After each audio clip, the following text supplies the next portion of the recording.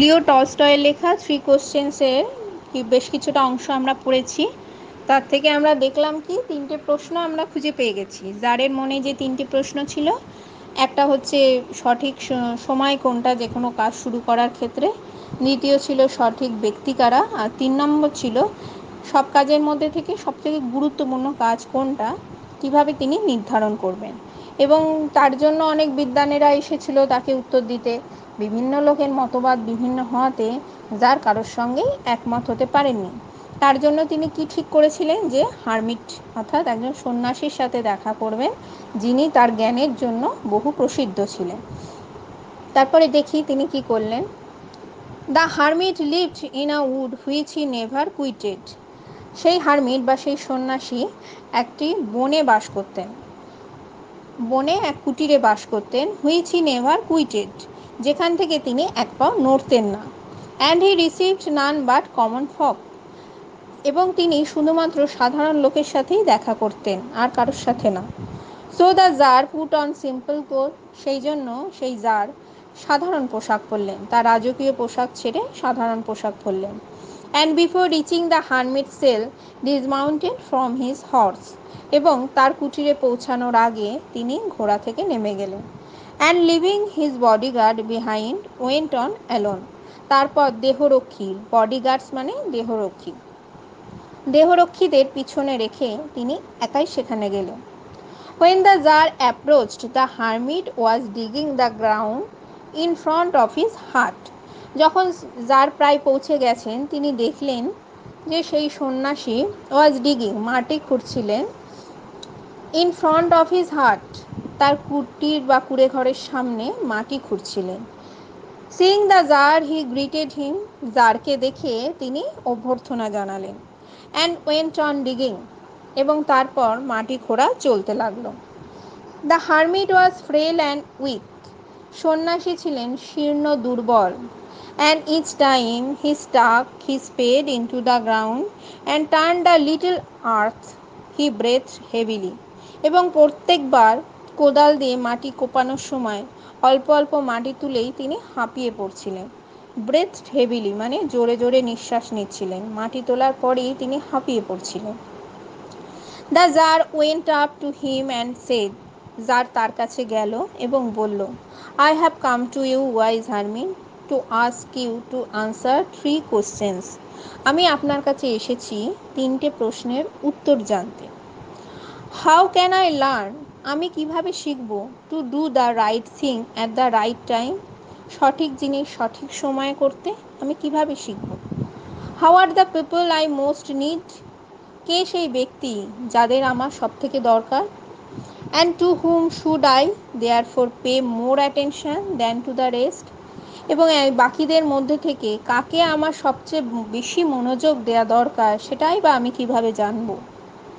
And what affairs are the most important and need my first attention, আর এত কাজের মধ্যে কোন কাজটা সবথেকে গুরুত্বপূর্ণ, কোনটার বেশি আমার বেশি মনোযোগ দেওয়া দরকার, কোন কাজের প্রতি আমি বেশি গুরুত্ব দেব, সেটাই বা আমি কি করে জানবো।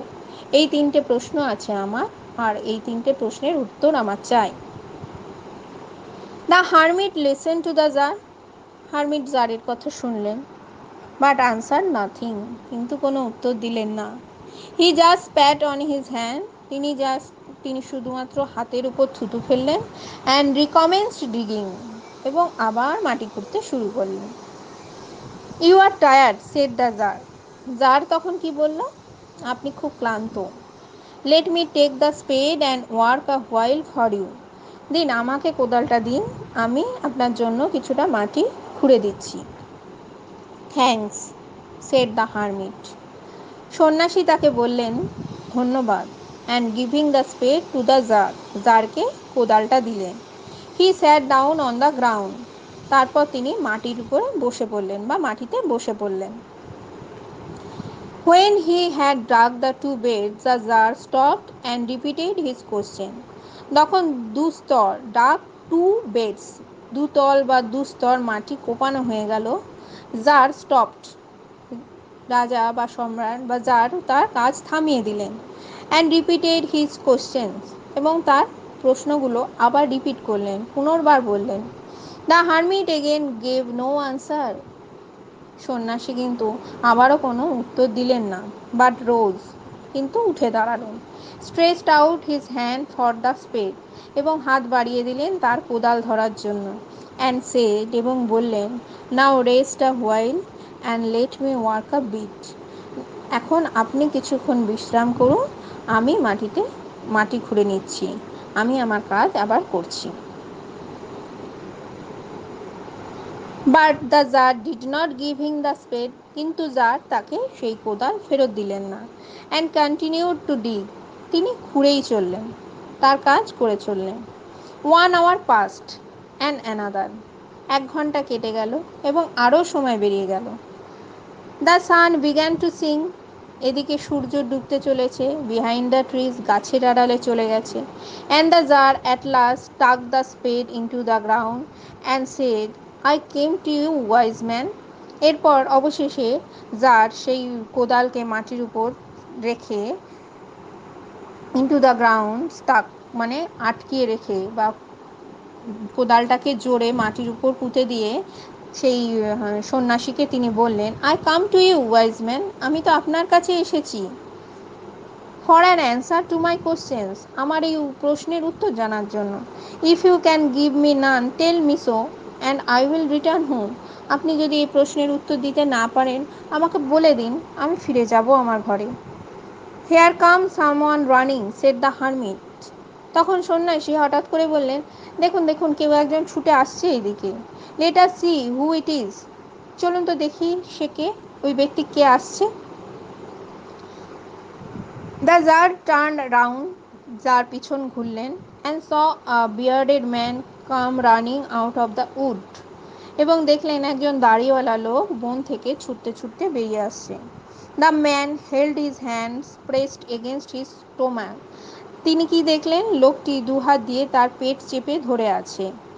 And blood was flowing from under them, এবং তার তলা দিয়ে, যে পেটের যে জায়গাটা হাত দিয়ে ধরে আছে তার তলা দিয়ে রক্ত বইছে।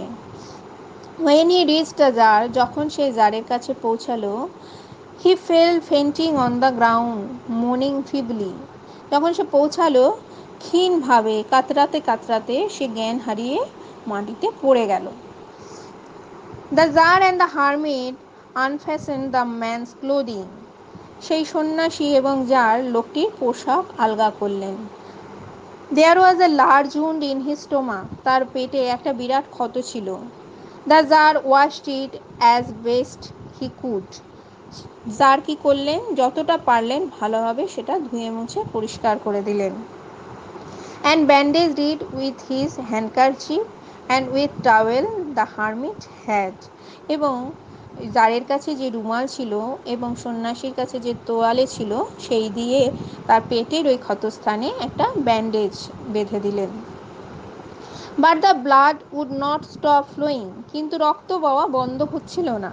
And the tsar again and again remove the bandage soaked with warm blood, এবং জার কিন্তু হাল ছেড়ে দেননি। জার কি করছিলেন, বারবার উষ্ণ রক্তে ভেজা ব্যান্ডেজ খুলছিলেন, ক্ষতস্থান ধুচ্ছিলেন, আবার ব্যান্ডেজ বেঁধে দিচ্ছিলেন, মানে যতক্ষণ রক্ত পড়ে যাচ্ছে ততক্ষণ তিনি তার পরিষেবা দিয়ে যাচ্ছিলেন। When at last the blood ceased flowing, যখন অবশেষে রক্ত পড়া বন্ধ হলো, the man revived and asked for something to drink, লোকটির জ্ঞান ফিরল এবং সে কিছু পান করা মানে জল চাইল পান করার জন্য। The jar brought fresh water and gave it to him, tsar উঠলেন, পরিষ্কার জল তাকে এনে দিলেন। Meanwhile the sun had set, ইতিমধ্যে সূর্য অস্ত গেছে। And it had become cool, এবং চারিদিকে ঠান্ডা হয়ে এসেছে। So the jar with hermit's help carried the wounded man into the hut and laid him on the bed, তাই জার তারপরে কি করলেন, সন্ন্যাসীর সাহায্য নিয়ে সেই আহত ব্যক্তিকে, উন্ডেড ম্যান মানে আহত ব্যক্তি, তাকে কি করলেন, ক্যারিড ইনটু দ্য হাট, ঘরের মধ্যে বা কুটিরের মধ্যে নিয়ে এলেন। And led him on the bed, বিছানায় শুইয়ে দিলেন। Lying on bed the man closed his eyes and was quiet, বিছানায় শুয়ে ওই আহত ব্যক্তি চোখটা বন্ধ করে রাখলেন অ্যান্ড ওয়াজ কোয়াইট, চুপচাপ ছিলেন।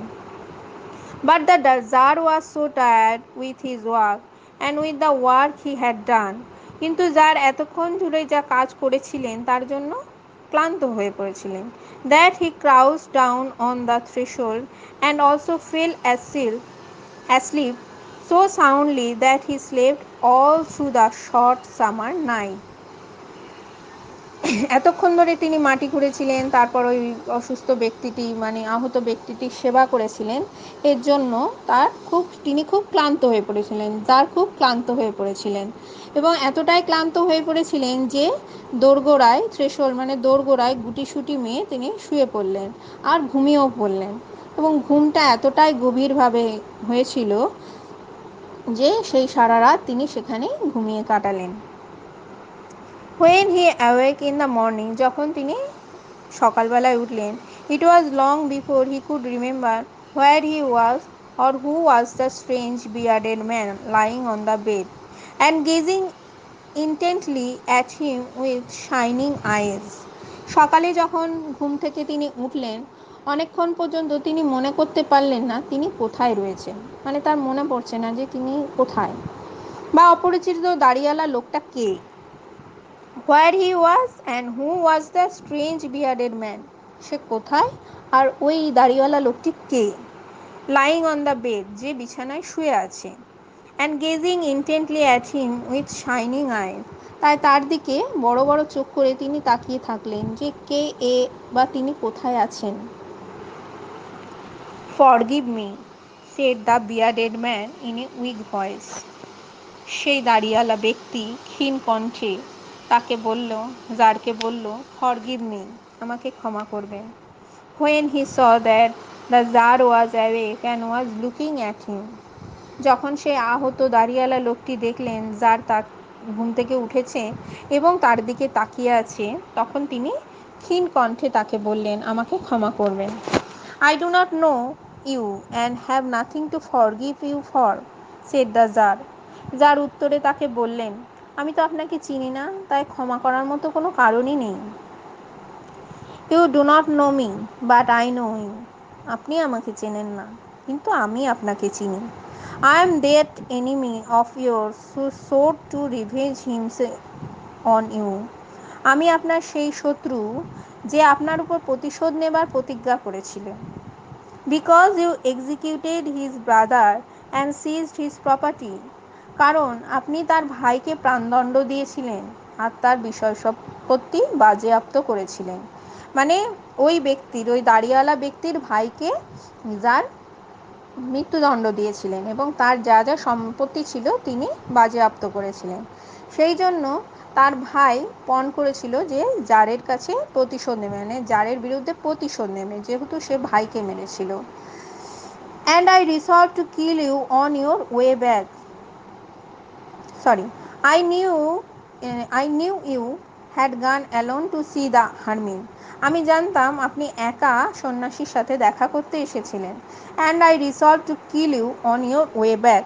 এবং আমি ঠিক করেছিলাম আপনি ফেরার পথে আপনাকে আমি মেরে ফেলব। But the day passed and you did not return. কিন্তু দিন কেটে গেল, আপনি ফিরলেন না। So I came out from my ambush to find you. তাই আমি ঝোপের আড়াল থেকে বেরিয়ে এলাম আপনাকে খোঁজার জন্য। And I came upon your bodyguard, এবং আপনার দেহরক্ষীর সাথে আমার সাক্ষাৎ হয়। And they recognized me, তারা আমাকে চিনতে পেরেছিল। And wounded me, তারাই আমাকে আহত করেছে।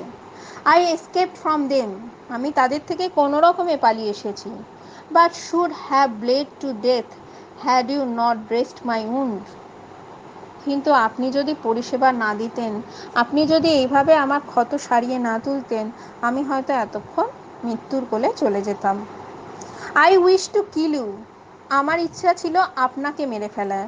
And you have saved my life, কিন্তু আপনি আমার জীবন বাঁচিয়েছেন। Now if I live and if you wish it, I will serve you as your most faithful slave. এখন আমি যদি বাঁচি আর আপনি যদি চান, তাহলে আমি আপনার সারা জীবনের চাকর হয়ে থাকব। And will bid my sons do the same. Forgive me, এবং আমার সন্তানদেরও বলবো একই কাজ করতে, আমাকে ক্ষমা করবেন। The Tsar was very glad to have made peace with his enemy so easily.